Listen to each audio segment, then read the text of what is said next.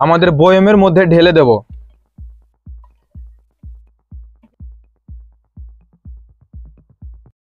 Guys আজকে আমরা যে জিনিস তৈরি করব হয়তো আপনারা এর আগে সেই জিনিসটা কোনোদিন দেখেননি।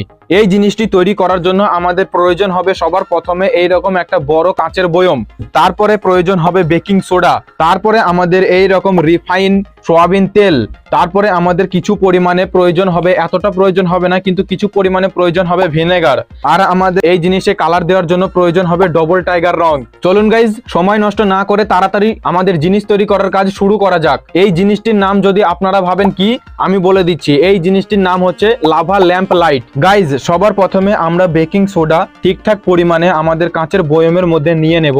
যতটা পরিমাণ দরকার ঠিক ততটা পরিমাণে আমরা বেকিং সোডা নেব।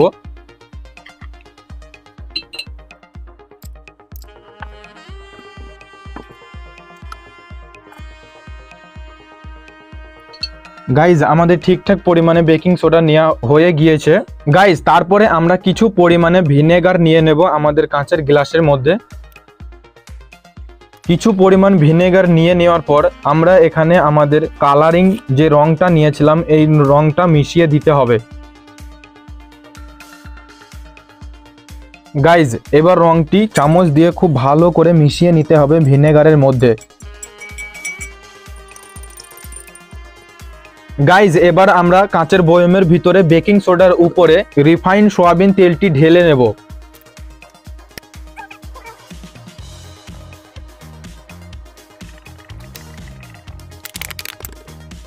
গাইজ আমাদের এই লাভা ল্যাম্প লাইটের সৌন্দর্য বাড়ানোর জন্য আমরা এই রকম একটি এলইডি লাইট নিয়ে নিয়েছি।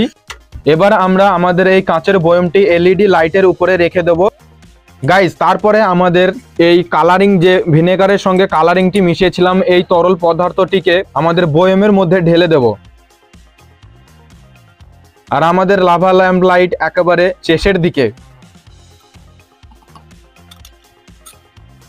গাইজ দেখুন আমাদের লাভা ল্যাম্প লাইট একেবারে সম্পূর্ণ সাকসেসফুলি হয়েছে। দেখুন কেমন ভিনেগারের সঙ্গে যে জিনিসটি ছিল সেই জিনিসগুলো কেমন সুন্দর আকাশে উঠছে।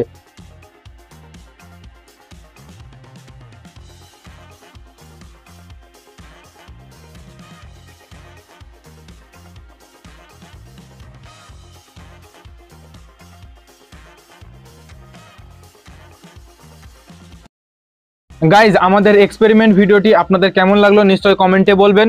আর আপনার মাথায় যদি কোনো এক্সপেরিমেন্ট এই মুহূর্তে মনে আসছে নিশ্চয়ই সেটাও কমেন্টে বলবেন। আর এইরকম আরো ভিডিও দেখার জন্য আমাদের চ্যানেলটি সাবস্ক্রাইব করুন।